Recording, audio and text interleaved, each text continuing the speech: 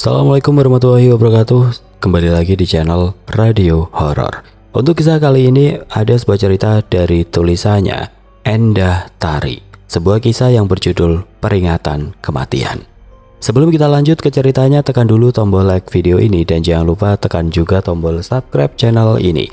Nyalakan juga lonceng notifikasinya agar tidak ketinggalan cerita-cerita lainnya. Dan seperti apa untuk kisah kali ini, langsung saja kita masuk ke ceritanya.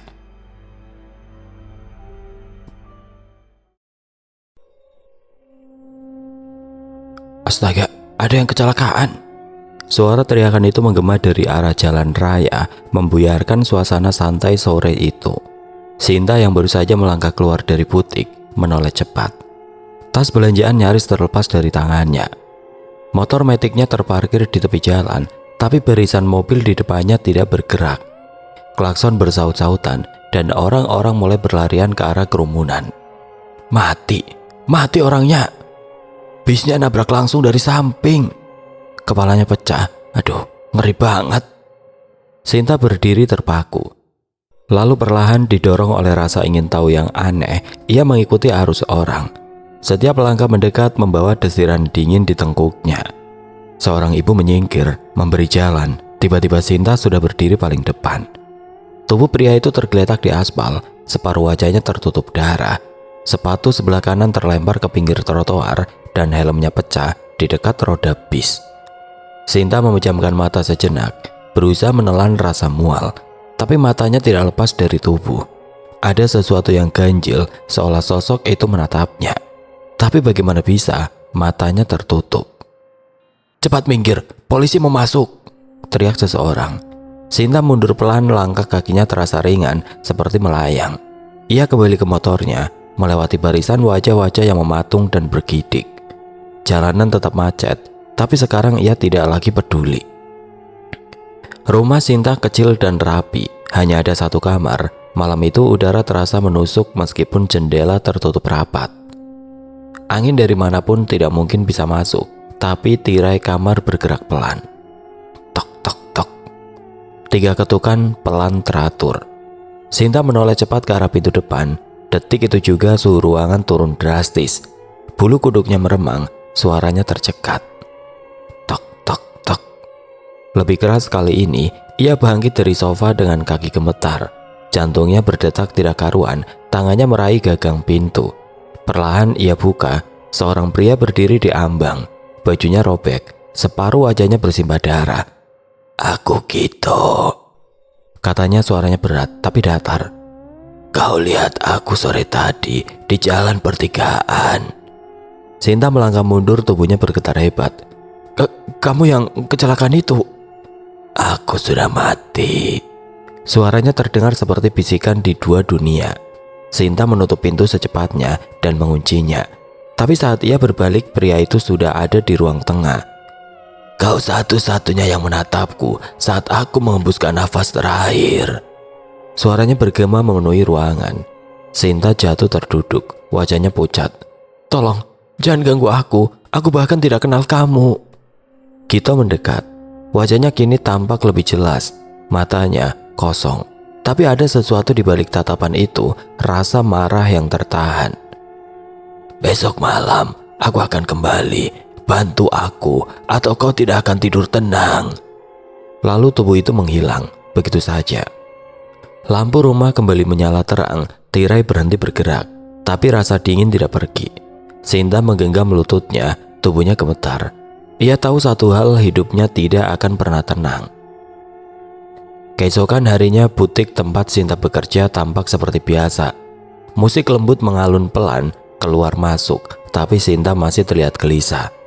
"Sin, kamu kenapa sih? Dari tadi kayak ngelamun terus?" tanya Fitri. Sinta hanya menggeleng. "Cuma semalam mimpi serem." Fitri mengangkat alis. "Kayaknya bukan cuma mimpi deh, mukamu pucat banget loh." Sinta memaksakan senyum kecil, tapi pandangannya tertuju ke cermin panjang di dekat etalase.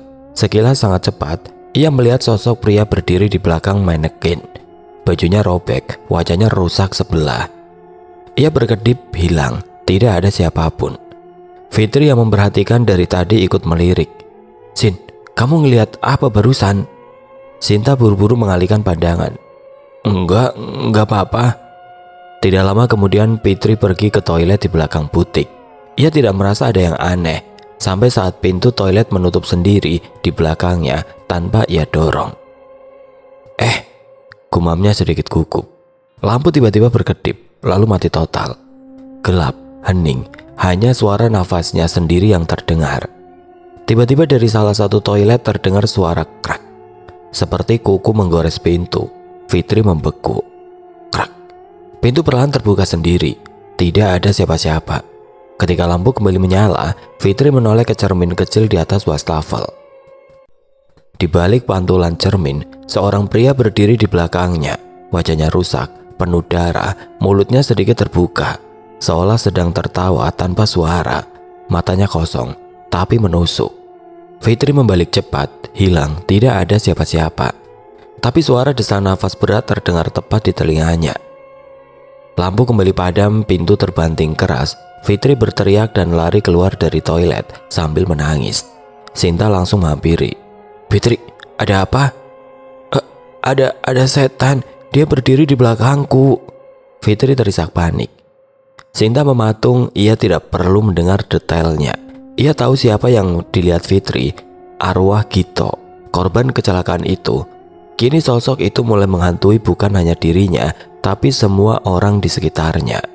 Malam itu rumah Sinta sunyi, hanya suara televisi yang mengisi ruangan. Ia duduk santai di sofa, menyandarkan punggung sambil menyeruput segelas jus jeruk dingin.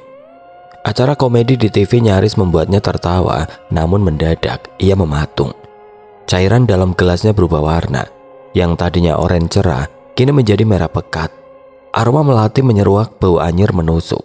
Sinta mengangkat gelas itu, terperangah. Gelas itu terlepas dari tangannya dan jatuh ke lantai, pecah berkeping-keping. Cairan merah itu menyebar di karpet tapi hanya sesaat. Dalam sekejap warna merah itu memudar kembali menjadi jus jeruk biasa. Apaan ini? Sinta melangkah mundur, wajahnya pucat. Nafasnya memburu, ia tidak bisa menjelaskan apa yang baru saja ia lihat. Dengan langkah gemetar ia berlari ke kamar. Pintu ditutup rapat, dikunci. Ia langsung melompat ke atas tempat tidur dan menarik selimut hingga menutupi seluruh tubuhnya. Jantungnya berdetak cepat. Ia tidak sanggup menahan ketakutan dalam dirinya. Dengan tangan gemetar ia meraih ponsel di nakas dan menekan nomor orang tuanya. "Ma, angkat dong, Papa, please." Tapi layar menunjukkan tidak dapat terhubung. Ia mencoba lagi dan lagi, sama, tetap sama. Kenapa nggak bisa sih? Sinta lalu menekan nomor Fitri. Telepon tersambung. "Fitri, tolong nginep di rumahku malam ini ya." Suaranya terdengar panik. "Maaf Sin, aku nggak bisa." "Kenapa nggak bisa? Biasanya kamu mau nginep di rumahku." "Aku habis pulang berobat." "Siapa yang sakit?" "Aku Sin, aku yang sakit. Sejak lihat setan di butik, badanku langsung drop. Mungkin efek ketakutan." Sinta terdiam. Ia menggenggam ponsel lebih erat, matanya mulai memanas. "Ya sudah, istirahat ya." Telepon terputus. Hening menyelimuti kamar, hanya suara detak jam di dinding. Tiba-tiba, tirai jendela bergerak sendiri. Padahal semua tertutup rapat, di balik selimut tubuh Sinta mulai gemetar lagi. Tok, tok, tok. 3 ketukan di pintu kamar, lambat menyeramkan. Tok, tok, tok. Sinta menutup telinganya, tapi suara itu seperti langsung masuk ke dalam kepalanya. "Jangan ganggu aku, salah apa aku sama kamu?" Sinta menangis ketakutan. Tiba-tiba Gito sudah ada di dalam kamar, berdiri di pojok kamar, menatap Sinta kosong. "Apa kamu sudah siap mendengarkannya?" Tanya arwah Gito serak dan datar. Sinta menggeleng sambil memejamkan matanya erat. Ia tidak mau lihat wujud sosok yang bernama Gito itu. Sinta menutup telinganya, tubuhnya gemetar, bibirnya bergetar, jantung Sinta berdetak keras, nafasnya mulai tidak teratur.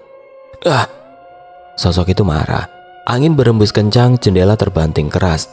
Barang-barang dalam kamar berterbangan. Sinta menangis. "Aku tidak kenal kamu, jangan ganggu aku, pergi." Selesai bicara, tiba-tiba Sinta tidak sadarkan diri karena ketakutan yang amat sangat. Keesokan paginya Sinta bersiap-siap akan menyusul orang tuanya. Baru saja melangkah keluar pintu, tiba-tiba Fitri datang dengan motor metiknya. Ia menatap heran pada Sinta. Sinta, kamu mau pergi kemana? Kok bawa tas gede gitu? Aku mau pergi, Fit. Rumahku tidak aman. What? Tidak aman?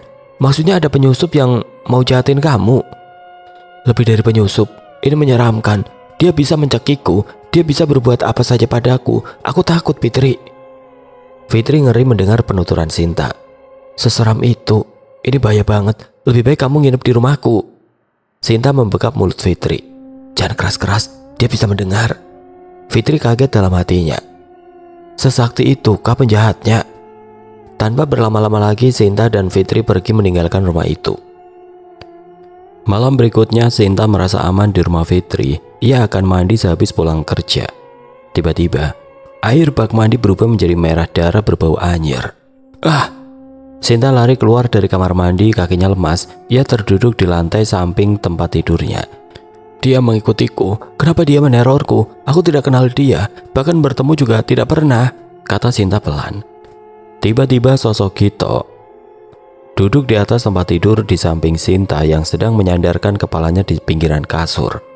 Sinta membuka matanya dan Sinta ketakutan.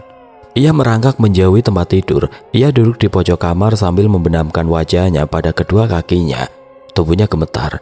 Ia menangis ketakutan. Kau belum menjawab. Gito muncul begitu saja di dalam kamar, berdiri dengan posisi yang sama seperti terakhir kali. Kali ini bajunya bersih, tapi tubuhnya masih pucat kebiruan. Kenapa aku? Suara Sinta nyaris seperti bisikan. Kenapa kamu pilih aku? Karena kamu bisa melihatku, mendengarku. Kamu kuat, itu cukup. Ia mendekat beberapa langkah. Sinta bergidik. Matanya terpaku pada langkah kaki Gito yang tidak menginjak lantai, melayang beberapa sentimeter. Aku butuh kamu. Sampaikan pesan. Ini penting untuk ketenangan jiwaku. Nadanya lebih lembut malam ini, tapi aura mengerikannya tetap kuat. Pesan apa? Kuburkanku. Aku ingin bersih. Jangan sampai kotor dan penuh rumput. Aku ingin selamanya bersih. Gito menatap langsung ke mata Sinta. Katakan itu ke orang tuaku. Dia tinggal di Gang Turi nomor 7. Sinta menggeleng pelan. Aku tidak bisa. Aku tidak kenal mereka. Mereka juga nggak kenal aku. Siapa yang bakal percaya? Tatapan Gito berubah. Wajahnya mulai retak seperti tanah kering. Darah mengalir dari hidung dan mata. Kalau kau tidak membantu, aku akan terus di sini. Suara itu berubah berat, seperti suara dua orang sekaligus. Lampu ruangan mendadak padam, televisi mati, hanya cahaya bulan yang menembus jendela. Setiap malam aku akan hadir, aku akan menyentuhmu saat kau tidur, berbisik di telingamu, menarik kakimu di bawah selimut. Suaranya menyelinap ke telinga, seperti kabut dingin. Tidak, Sinta berteriak dan menutup telinganya. Gito menghilang. Di dinding kamar, muncul bekas telapak tangan berlumur darah, 5 jari merah segar yang perlahan menetes.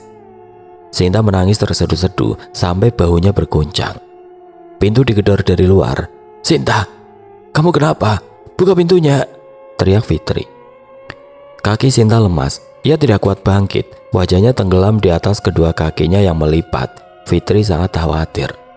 Pak, dobrak saja pintunya. Bapak Sugeng mendobrak pintu kamar Sinta. Pak, dobrak saja pintunya. Fitri segera masuk mencari keberadaan Sinta. Fit, itu Sinta, teriak Pak Sugeng menunjuk ke sudut kamar. Fitri mendekati Sinta dengan nada pelan. Ia memanggil sahabatnya yang gemetar. Sin, kamu kenapa? Tangisnya berhenti, lalu Sinta mengangkat wajahnya dan memeluk Fitri. Aku takut, Fit. Dia datang lagi. Tenang ya, bicara pelan-pelan. Sinta mengangguk. Siapa yang datang, Sin? Dia datang, Fit. Fitri tidak bertanya lebih lanjut melihat kondisi Sinta tidak memungkinkan. Fitri tidak tega melihat keadaan Sinta. Ia langsung memeluk erat sahabatnya. Kita tidur bersama, tenang ya. Aku selalu ada untuk kamu. Sinta mengangguk, kemudian mereka tidur bersama. Pak Sugeng menutup pintu kamar, namun Sinta tidak bisa tidur. Ia gelisah. Terdengar bisikan tanpa wujud. Jawab aku. Sinta langsung menarik selimutnya menutupi seluruh tubuhnya. Pagi hari Sinta terbangun dengan nafas ternganga, keringat dingin membasahi tubuhnya. Tanpa sempat berpikir panjang, ia berlari ke kamar mandi dan langsung muntah hebat di wastafel. Tubuhnya lemas. Fitri yang sudah berpakaian rapi menghampiri sahabatnya. "Sinta, kamu libur aja, gak usah kerja. Biar nanti aku bilang ke bos kamu sakit." "Terima kasih, Fit."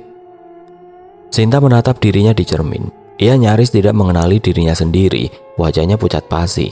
Lingkaran hitam pekat menggantung di bawah matanya. Mata merah, sembab habis nangis semalam. "Aku gak bisa terus begini," fisiknya lirih. Tangannya menggenggam pinggiran wastafel agar tidak roboh. Tiba-tiba tulisan tercetak di cermin. Sinta terperajat tapi dia pelan-pelan membacanya. "Kalau kau belum percaya, cek kuburanku di TPU Tanah Kunir, nomor 22 Blok D. Lihat kondisinya." Sinta terdiam, nafasnya tertahan. Ada bisikan, "Sampaikan pesan." Waktu bergulir, waktu menunjukkan jam 11 siang di tempat pemakaman umum Tanah Kunir. Sinta berdiri di antara deretan batu nisan. Hawa siang terasa ganjil, angin panas menyapu permukaan tanah, namun tubuhnya malah menggigil. Langkahnya menelusuri nisan demi nisan, matanya meneliti satu persatu. Tiba-tiba, dari kejauhan terdengar suara. Aku di sini." Sinta menoleh dengan cepat. Di antara pepohonan rindang, Gito berdiri, melambaikan tangan, senyum kecil menghiasi wajahnya, tapi matanya kosong. Tidak ada cahaya kehidupan. Tubuhnya tetap penuh luka, kemejanya masih sobek, seperti saat kecelakaan. Sinta menelan ludah, lalu perlahan melangkah mendekat, namun Gito berjalan mundur, menuntunnya ke sebuah kuburan. Ia berhenti di depan salah satu nisan yang hampir tenggelam oleh semak liar dan ilalang. Sinta menyingkirkan ranting dan rumput yang menutupinya. Perlahan, tulisan pada nisan itu mulai terbaca. Gito Prasetyo, umur 20 tahun, bin Marwan Prasetyo. Sinta tertegun. Tidak ada kata yang bisa ia ucapkan. Angin berhenti sejenak, ia bisa mendengar detak jantungnya sendiri. Dari sudut matanya, Sinta melihat Gito masih berdiri di samping kuburan itu. Tapi saat ia menoleh sepenuhnya, sosok Gito menghilang. Dia baru 3 hari meninggal, tapi kenapa kuburan ini seperti sudah lama sekali? Rumput liar, daun kering dan sampah berserakan, kata Sinta dalam hati. Sinta gemetar, ia berjongkok memunguti daun-daun kering dan sampah-sampah plastik yang ada di atas kuburan. Entah kenapa tangannya bergerak sendiri. Tapi saat ia berbalik, seorang nenek berdiri di belakangnya. "Kamu siapa?" tanya si nenek dengan nada curiga. Saya hanya lewat, maaf kalau lancang. Ini kuburan Gito ya?" Nenek itu menarik nafas panjang, matanya merah, wajahnya pucat. "Itu cucu saya, meninggal 3 hari lalu kecelakaan. Bis menabraknya di pertigaan." Sinta mengangguk pelan, mulutnya kering. "Kuburannya tidak terurus," lanjut nenek. Sinta menelan ludah. "Nek, saya bersihin ya, sekalian bantu rawatin." Sang nenek menatap tajam lalu mengangguk. "Kamu baik sekali." Tapi Sinta hanya menunduk. Dalam hatinya ia tahu ini bukan kebaikan. Ini perjanjian diam-diam dengan dunia yang tidak kasat mata, dan malam nanti ia harus pastikan sosok Gito benar-benar pergi. Sore itu Sinta baru saja pulang dari kuburan Gito. Langkahnya lunglai, tubuhnya lelah, dan perutnya terasa kosong. Di tengah perjalanan pulang, ia melihat sebuah warung bakso di pinggir jalan yang tampak ramai.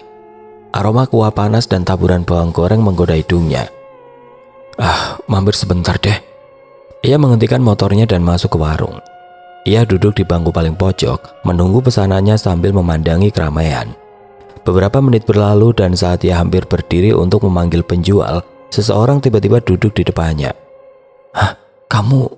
Sinta terbelalak. Sosok Gito duduk di sana tersenyum lebar, seolah tidak pernah mati, mengenakan jaket yang sama seperti saat kecelakaan itu. "Cepat pergi dari sini, Sin," ucap Gito pelan. "Tempat ini pakai penglaris." Sinta menatapnya bingung. Penglaris? Belum sempat bertanya lebih lanjut, sosok Gito mengangkat tangannya dan menutup kedua mata Sinta. "Lihat sendiri." Begitu pandangan Sinta tertutup, semuanya gelap sejenak, lalu muncul pemandangan lain. Di antara keramaian pengunjung warung, tampak satu sosok duduk di pojok. Wanita berambut panjang menjuntai, mengenakan kebaya lusuh. Wajahnya pucat dan matanya hitam legam. Senyumnya miring, menyeramkan. Di atas meja mangkuk bakso di depannya tidak berisi makanan, melainkan potongan-potongan daging kecil yang masih berdenyut, seolah hidup. Wanita itu menyendoknya perlahan ke mulut, mengunyah sambil menatap Sinta tanpa berkedip. Sinta membeku, nafasnya tercekat. Tiba-tiba semuanya menghilang. Sosok Gito melepaskan tangannya dari mata Sinta. Dunia kembali seperti semula, tapi nafsu makannya langsung lenyap. Sinta bangkit dari duduknya dan berlari keluar dari warung tanpa sempat membayar. Begitu sampai di trotoar, ia menunduk dan muntah. Sambil terengah-engah, ia mendengar suara Gito memudar di belakangnya. Belum tentu warung yang ramai dan enak itu murni, Sin. Kadang ada sisi gelapnya. Setelah kejadian di warung bakso tadi, Sinta masih merasa mual dan gemetar. Tapi Gito menenangkannya dengan suara lembut. Maaf ya, Sin. Aku gak mau kamu makan sembarangan. Dunia kita sekarang sudah beda, tapi masih bisa bersinggungan. Sinta menatap Gito dengan sorot bingung, tapi tidak ada rasa takut lagi. Kali ini wajah Gito tidak terlihat menyeramkan, hanya sedikit pucat, seperti kurang tidur. Tapi senyum khasnya masih ada, hangat dan tenang. Mereka berjalan berdua menyusuri trotoar, lalu menaiki motor Sinta. Naik, aku tunjukin warung bakso yang aman. Sinta menyalakan motor, sosok Gito duduk di jok belakang, tanpa suara. Malam mulai turun perlahan, angin berembus lembut. Sesekali Sinta melirik kaca spion. Gito duduk diam, menatap jalanan dengan tenang. Gue masih bisa ngerasain angin ternyata. Gumam Gito lirih sambil tersenyum kecil. Sinta ikut tersenyum meski dalam hatinya masih penuh tanda tanya. Kenapa sosok Gito belum pergi? Sebelum pesanku belum kau sampaikan pada orang tuaku, aku gak akan bisa tenang. Sinta terkejut. Sosok itu tahu isi dalam pikirannya. Tidak lama kemudian sosok Gito memberi isyarat dengan menepuk pelan bahu Sinta. Berhenti di sini. Sinta mengerem perlahan. Mereka berhenti di depan sebuah warung bakso sederhana dengan lampu temaram. Tapi suasananya bersih dan tenang. Di depan warung tertulis, bakso Pak Haji Sukri, asli tanpa campuran aneh-aneh. Sinta terdiam. Ia berkata pelan, ini bukan warung setan kan? Warung ini aman. Baksonya enak. Yang punya namanya Pak Haji Sukri. Dia manusia asli. Kamu tenang saja. Dulu ini warung bakso langgananku. Sinta mematikan mesin motor, lalu menoleh ke belakang. Gito sudah berdiri, tersenyum lembut sambil memandangi warung itu.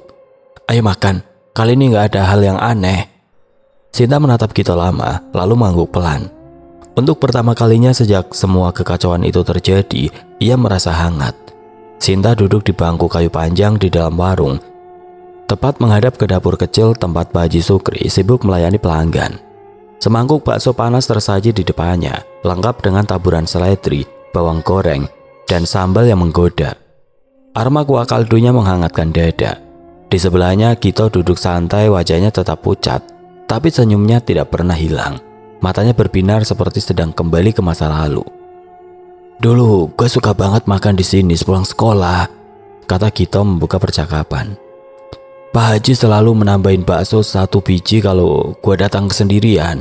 Katanya kasihan anak laki-laki yang suka duduk melamun. Sinta hanya tersenyum. Mengaduk pelan kuah baksonya, ia menunduk sedikit dan menjawab dengan anggukan pelan. Gito tertawa kecil. Kamu takut dibilang gila ya? Ia menoleh ke kiri dan kanan lalu berbisik. Tenang, yang bisa lihat gue cuma kamu. Sinta menahan tawa. Ia mengangguk lagi sambil menyuap bakso ke mulutnya. Gito melanjutkan ceritanya, suaranya tenang seperti hujan gerimis di sore hari. Waktu pertama kali kesini, gue lagi patah hati. Gue duduk di meja yang sama kayak sekarang, sendirian, nangis diam-diam sambil makan bakso pedes. Ia mengusap hidungnya seolah bisa kembali merasakan saat itu. Ternyata warung kecil ini yang bikin gue kuat waktu itu. Gak nyangka, sekarang gue duduk lagi di sini. Tapi bareng kamu. Sinta menatap Gio sesaat.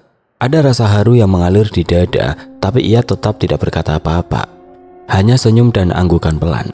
Di sekeliling mereka orang-orang makan sambil ngobrol, tertawa, dan sibuk dengan ponsel masing-masing. Tidak ada yang memperhatikan bahwa Sinta sedang makan dengan seorang pria yang tidak terlihat oleh siapapun. Gito menatapnya lama, lalu berbisik pelan. Terima kasih sudah mau temenin Sin. Meski cuma sebentar, rasanya kayak hidup lagi. Sinta menunduk. Ia menggenggam sendoknya lebih erat. Saat tengah malam Fitri sudah terlelap. Ketika Sinta akan berangkat tidur, cekrek. Suara aneh terdengar dari arah jendela, seperti kuku menggores permukaan kaca. Dengan sangat pelan Sinta menoleh ke arah jendela. Matanya membelalak. Di sana di kaca jendela kamarnya tertulis sebuah alamat, Gang Turi nomor 7.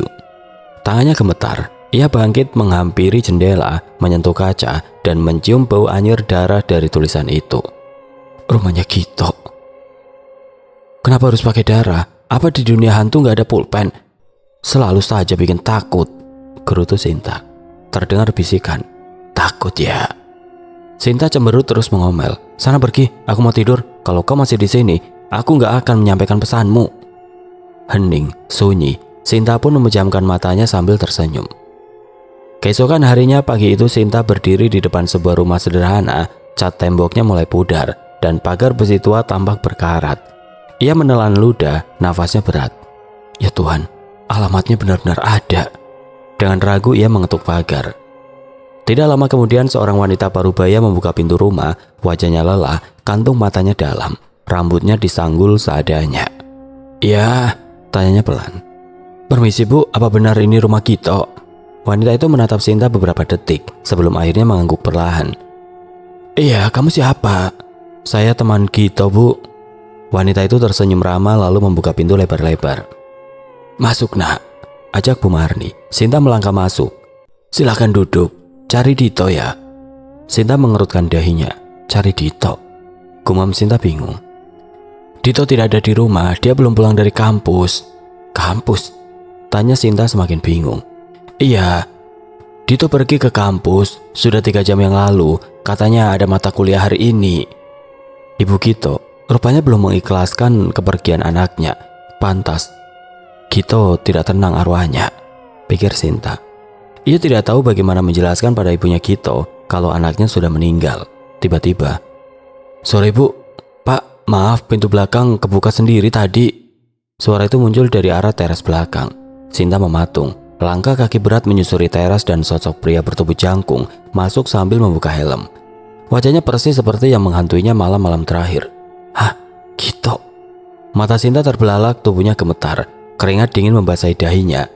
Ia tersenyum santai, meletakkan helm di atas meja kecil dekat pintu. Kebetulan saya pulang. Loh, ada tamu ya? Ini Sinta Git, katanya temanmu. Tanya ibunya sambil melirik ke arah Sinta yang terlihat linglung. Teman? Gito menyipitkan mata lalu tertawa kecil. Mungkin salah orang, tapi gak apa-apa. Sini aja duduk Mbak. Sinta tidak bisa bicara, dia masih shock. Tubuh itu, nada suaranya, bahkan cara duduk dan senyumnya, semua sama. Persis dengan sosok yang muncul di kamarnya. Tapi yang satu ini hidup, bernafas. Mbak kenapa? Wajahnya pucat banget. Gito kini menatap langsung padanya. Wajahnya penuh rasa ingin tahu, tapi tidak menunjukkan tanda-tanda kematian. Sinta mencoba bicara, bibirnya kaku. Aku selama 1 minggu terakhir tidak tenang. Kamu datang ke rumahku berkali-kali minta tolong soal kuburan.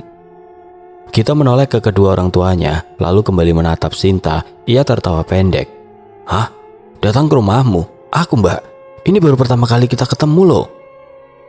Iya, kamu menemui aku. Kamu berpesan padaku, minta kuburanmu dibersihkan. Katanya belum tenang. Kamu mati ditabrak bis di pertigaan. Ngawur. Gito tampak kesal dan juga heran. Tapi dari ceritamu, aneh juga. Sedangkan aku gak pernah kecelakaan Mbak. Sehat walafiat dari kemarin. Kamu yakin bukan mimpi atau mungkin cuma sekedar mau kenalan sama aku? Mendengar jawaban Gito yang nyeleneh, Sinta sedikit geram. Aku lihat kamu mati. Matamu, bajumu, bahkan darahnya, kata Sinta lagi meyakinkan. Gito duduk bersandar santai di sofa. Ia menunjuk ke arah dirinya sendiri.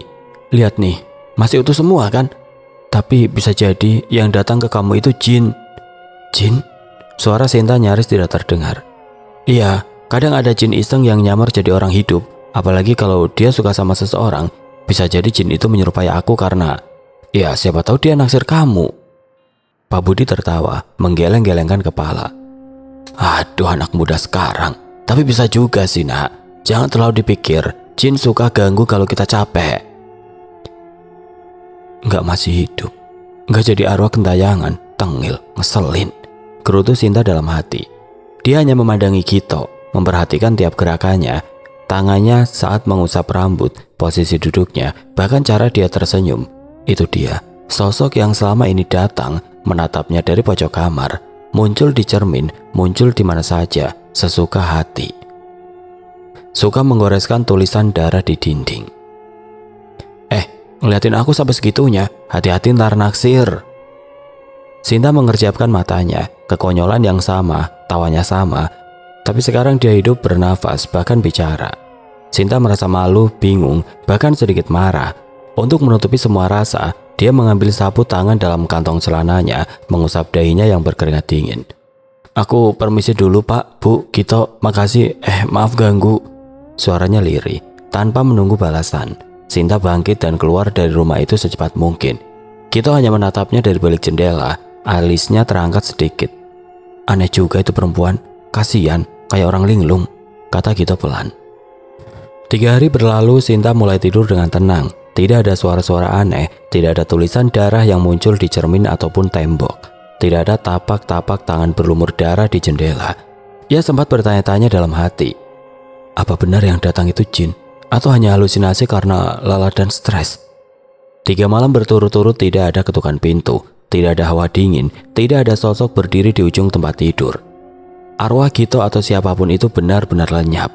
Tapi justru itu yang mengusik. Kenapa setelah ia bertemu Kito yang hidup, semua teror berhenti? Kalau dia memang belum mati, kenapa minta aku bersihin kuburannya? Sinta membuka catatan kecil. Di dalamnya tertulis angka 22 blok D, belakang pohon besar. Kalimat itu terdengar jelas dari arwah Kito malam itu sebelum ia menghilang. Tanpa pikir panjang, Sinta naik motor dan menuju tempat pemakaman umum tempat itu. Pemakaman umum blok D jam 10 pagi, matahari mulai menyengat. Tapi angin dari sela-sela pohon beringin membuat suasana tetap sejuk. Sinta berjalan menyusuri barisan makam blok D nomor 20, 21. Ini dia. Ia berdiri tepat di depan nomor 22. Tapi bukan atas nama Kito. Nisan yang ia lihat bertuliskan Maryam binti Sulaiman, wafat 1998.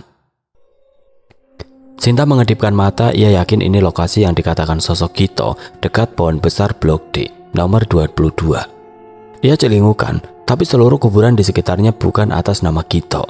Tidak ada satupun. Berarti dia masih hidup. Sinta melangkah mundur, nafasnya berat. Jadi yang selama ini datang ke aku siapa? Di rumah Sinta duduk di depan laptop. Tangan gemetar saat mengetik kata-kata yang ia sendiri merasa gila menuliskannya. Arwah mengaku orang hidup. Jin menyerupai manusia yang masih hidup. Mimpi bertemu orang mati yang ternyata belum meninggal. Hasil pencarian membanjiri layar. Judul-judul artikel membuat bulu kuduknya berdiri. Jin Korin, sosok yang menyerupai manusia dan hidup berdampingan. Arwah penasaran bisa datang sebelum ajal menjemput. Manusia bisa dikirimi jin yang menyerupai dirinya sendiri. Ia membaca cepat, mencatat, menganalisis.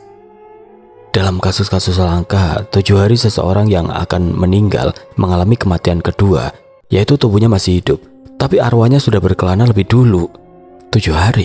Ini hari ke-7, dihitung dari pertama kali aku interaksi dengan arwah Kito. Apa itu berarti Kito akan mati? Sinta menutup mulutnya sendiri. Tiba-tiba semuanya masuk akal. Jadi selama ini bukan teror, tapi peringatan kematian. Malam hari Sinta tidak bisa tidur. Ia menatap ponselnya, membuka ulang foto Kito diam-diam yang sempat ia ambil saat dari jauh. Waktu bertemu di rumah orang tuanya. Dia masih hidup, tapi mungkin tidak lama lagi. Kalimat itu membuat dadanya nyeri. Ia merasa harus melakukan sesuatu, tapi tidak tahu apa. Berbagai pertanyaan muncul dalam kepalanya. Apakah ia harus memperingatkan Kito? Apakah dia akan percaya kalau aku bilang arwahnya sudah muncul lebih dulu? Bikin bingung. Teriak Sinta sambil memegang kepalanya yang pening. Tapi yang paling menakutkan, kalau arwah itu benar-benar Kito, berarti waktu Kito di dunia tinggal sebentar lagi, kata Sinta pelan. Sore harinya butik mulai sepi. Sinta merapikan baju-baju gantung dengan pikiran melayang. Hari sudah hampir gelap. Aku harus ketemu dia. Aku gak bisa diam aja. Kalau benar ini peringatan, aku harus cegah dia masuk ke jalanan yang bercabang atau jalanan yang berbelok.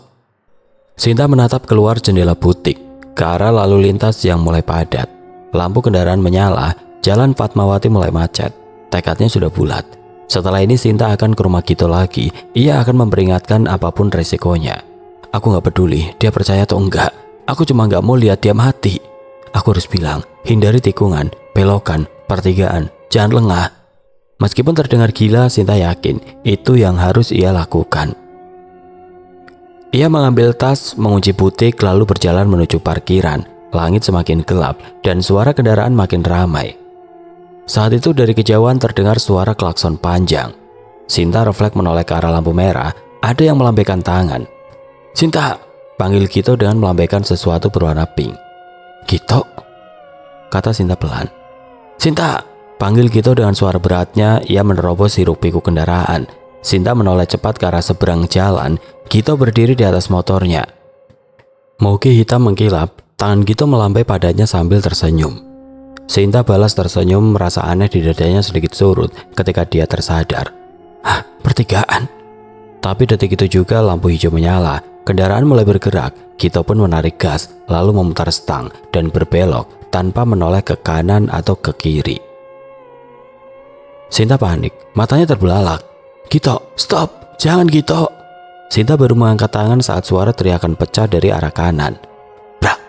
Tabrakan keras terjadi. Jeritan rem membelah udara. Bus besar melaju dengan kecepatan tinggi, menabrak motor Gito dari samping. Motor gede itu terguling keras. Tubuh Gito terlempar dan jatuh ke tengah jalan. Brak! Sebuah mobil sedan yang datang dari belakang tidak sempat menghindar. Tubuh Gito terlindas dengan suara menyayat. "Gito!" Sinta menjerit. Belanjaannya terjatuh. Ia berlari menembus orang-orang yang mulai berkumpul. Tubuh Gito tergeletak. Separuh wajahnya terluka berdarah. Posisinya sama persis seperti kecelakaan waktu itu. Sinta berdiri di tempat yang sama. Orang-orang itu mereka. "Tuhan, tidak, jangan begini." Sinta menjatuhkan tubuhnya ke samping Gito. Ia mengguncang tubuh itu, berharap ada nafas, tapi tidak ada. Tidak sedikit pun pergerakan. Pandangan Sinta tertuju pada tangan Gito. Dia mengambil sapu tangan yang berlumuran darah dan menjerit. Gito kini benar-benar mati dengan menggenggam sapu tangan milik Sinta yang tertinggal di rumahnya. Orang-orang mulai memotret, beberapa merekam sirene ambulan terdengar samar dari kejauhan. Di rumah sakit, ruang jenazah penuh isak tangis. Bu Murni menjerit. Tubuhnya limbung saat melihat anaknya ditutupi kain putih. Pak Budi tidak sanggup berkata.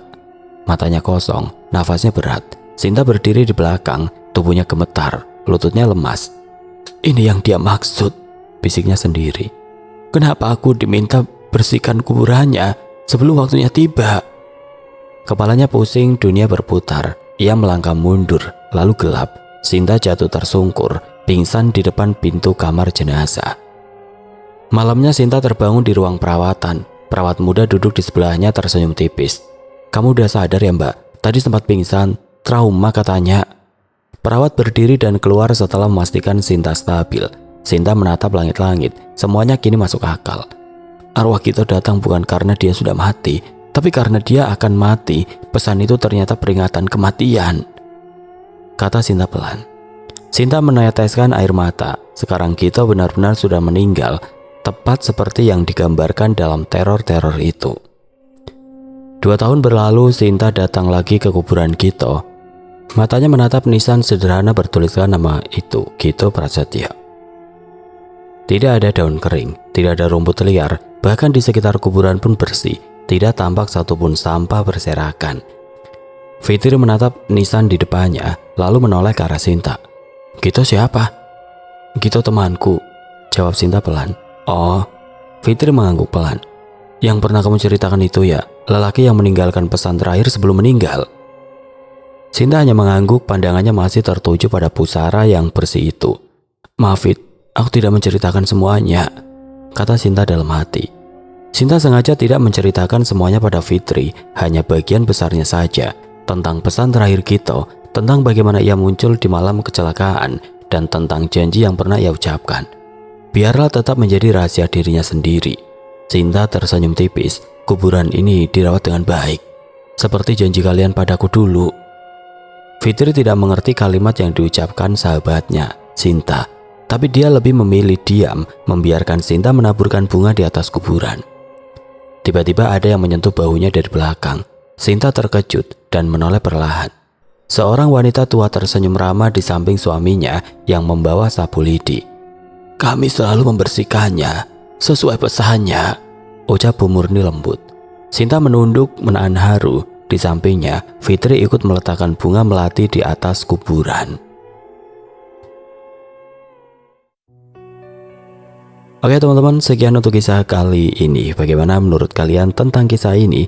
Tulis komentar kalian di kolom komentar.